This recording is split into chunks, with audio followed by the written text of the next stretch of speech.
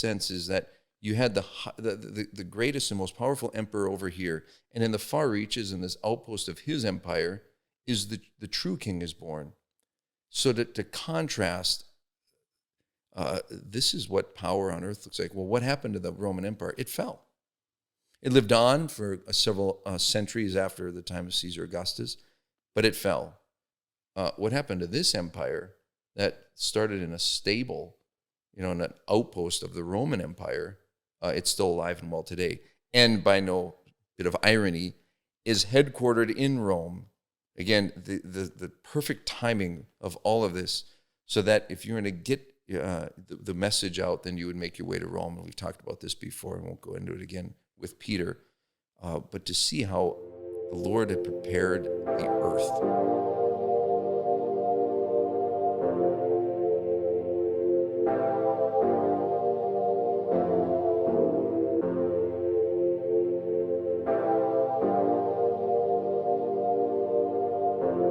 Good to be back with you all here. Stand Firm Productions. Guys are doing a great job.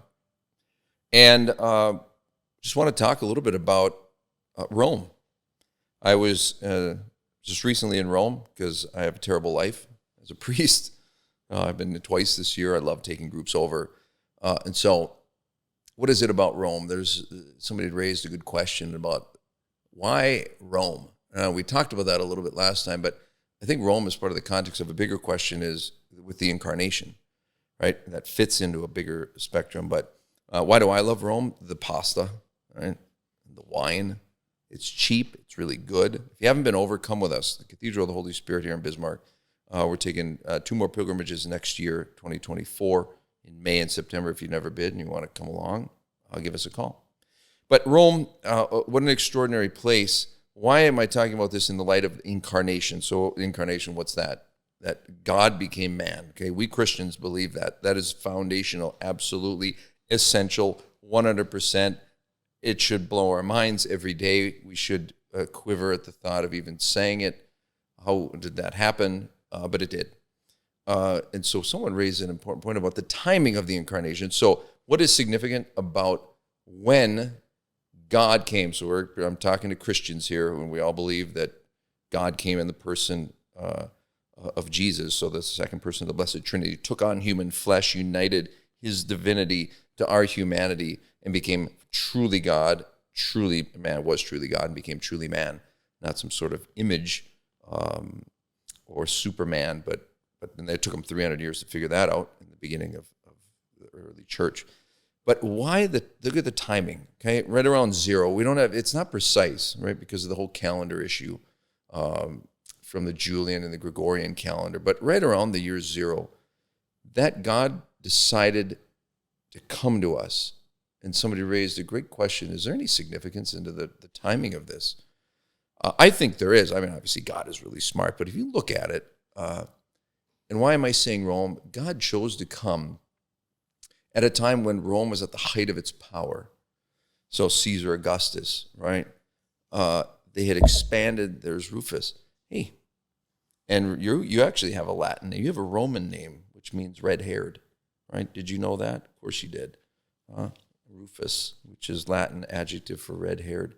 But to see that God decided to come at the precise moment when Rome, the greatest empire the world had ever seen, you could argue that the British Empire of recent vintage, 100 years ago, was even more expansive. I'm sure it was.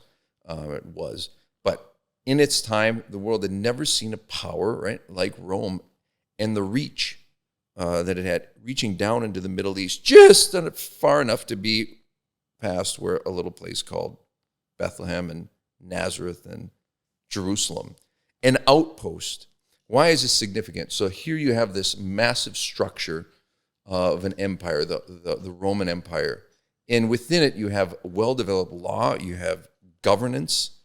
The Greeks had just recently been working out philosophy, right, at the time of Plato and Aristotle, those 100 years preceding, and then into Rome with Julius Caesar and the Senate. Like, look at all that was happening. The world it's as if God said, I'm going to get everyone just ready. Even poetry and some of the Greek and Roman writers, everything was just ripe and rich insofar as law, of thought. It's just extraordinary. And the means of transportation, right, which come in handy if you want to expand, your own little kingdom, which Jesus did. So Rome being significant because the Holy Roman Empire, look at how it reached through all the Mediterranean, which was massive and expanse at its time. Now you can fly there in an hour. But at its time, extraordinary that God decides to come right in the midst of that in this thing called the Pax Romana. I think this is important. The Prince of Peace, Jesus, was born during the time of the Pax Romana, so they had conquered, and then they were very proud of it that now we're kind of held off. Let's keep the peace. We've conquered, and that's why they went to great lengths, as we hear in the Gospels, to maintain the peace from uprisings, even though it was some far outposts. Poor Pontius Pilate was in this outpost, right? So look at all what was going on. The legal system, the system of governance in the legal system that connects with the system of law, philosophy, and thought, and the Pax Romana. This is why Rome, it was so significant and is still to us today when we go there, because you go and you have the Forum, the Roman Forum, which was the symbol of the height of all power. All of that which we just talked about was symbolized in the Roman Forum. Now complete ruins, right? But in its time when Jesus was born, that was the height of. And imagine with marble and gold, and you have to have a real imagination when you go to Rome today. And we try to paint this picture for our pilgrims of how extraordinary it would have been. Now it's dirty and it's full of graffiti, but there are beautiful churches and things. And did I mention the great pasta and the wine? But to imagine what it would have been, the symbol, and outside later on came the Colosseum and the Colossus statue outside of it. But it would have been absolutely extraordinary. And in the contrast of this extraordinary thing with the most powerful man that had ever walked the earth, in Caesar Augustus, who thought himself to be a god, in the farthest output of this empire is born not in a temple or in a gold or marble-laden room, but in a stall for animals, and was laid in a feeding trough called a manger, from the word mangiare, to eat, is the actual true king. So the timing of it, I think, if that makes sense, is that you had the greatest and most powerful emperor over here, and in the far reaches, in this outpost of his empire, is the true king is born. So to contrast, this is what power on earth looks like. Well, what happened to the Roman Empire? It fell. It lived on for several centuries after the time of Caesar Augustus, but it fell. What happened to this empire that started in a stable, in an outpost of the Roman Empire? It's still alive and well today. And by no bit of irony, is headquartered in Rome. Again, the perfect timing of all of this, so that if you're going to get the message out, then you would make your way to Rome. And we've talked about this before, and won't go into it again with Peter. But to see how the Lord had prepared the earth, not to mention just the womb of the Blessed Virgin Mary, but it really had chosen the time and used, look at the mastery of this, used the philosophers of Greece and the great minds of Rome to build and develop law and governance, so that the stage is set, because the church took all of that and said, and we're going to use that, we're going to need that philosophy. Is that coincidence? I don't think so.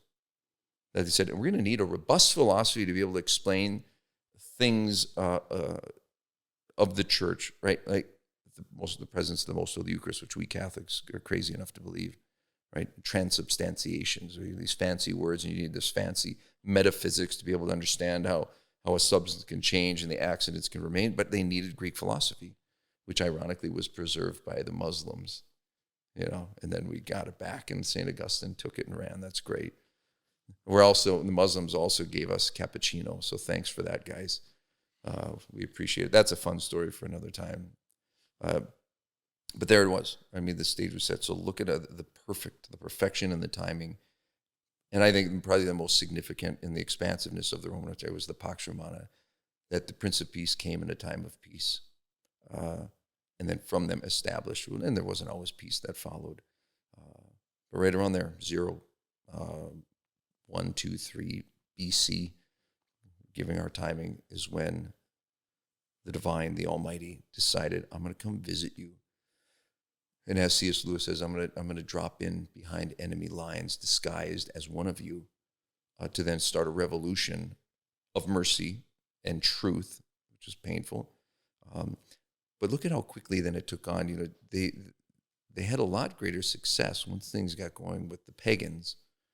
And by pagan, we don't, not in the pejorative sense that we use it today as just like, oh, you don't believe in anything, you're a pagan. No, pagans believed in everything. That was the problem. They had too many gods. So not only it was all that there, but now you have in Greece and in Rome, pagans. Remember, it's Paul's letter to Paul's speech to the Areopagus. When he's talking to all these believers, he says, you believers. And I think that's great. But then you have this unknown God. I want to tell you about him because I think I know who that is. Wow. So not only with all the structures that were in place, but then you also had people who were looking up into the sky, ready to believe. They just needed that belief to be purified. That's an extraordinary time, and we may give them a hard rap for being pagans. But it was an extraordinary thing, and God chose and prepared a world that was looking up and looking into philosophy, and looking to truth to try and find him, and then he landed right in our laps. What an extraordinary gift. So one of many reasons to go to Rome and to see the contrast that at the end of the Roman Forum, ruins, and not too far away, a nice 30, 25-minute walk, the living successor of Peter, who himself went to Rome, there, with the only civilization, or in a sense, corporation or group that has a central authority that has existed this time, because Buddhism doesn't have it, Hinduism doesn't have it, Islam doesn't have it. They're younger than we are. But how does it happen that this institution, and it's very much an institution in the sense it has governance, it has a body of thought, philosophy. How is it that 2,000 years it's still in existence? It must be divine. There's no other explanation. It's got to be divine. And I think that God used the greatness of the world at its time and said, now is my time. Prepared Mary's womb and said, now let's go. And what an extraordinary thing it's been. So take away, if anything, God's really good, smart, creative, and look at what he did. We should stand in awe, in gratitude, the fact that we can be part of this whole plan, but stand in awe of the fact that he did this for us in the most extraordinary way and came to rescue us at a time when it was most suited. And we got to remember that things are much better. As tough as things can be right now. Imagine if he hadn't come. Imagine if he hadn't come. We think things might be bad now.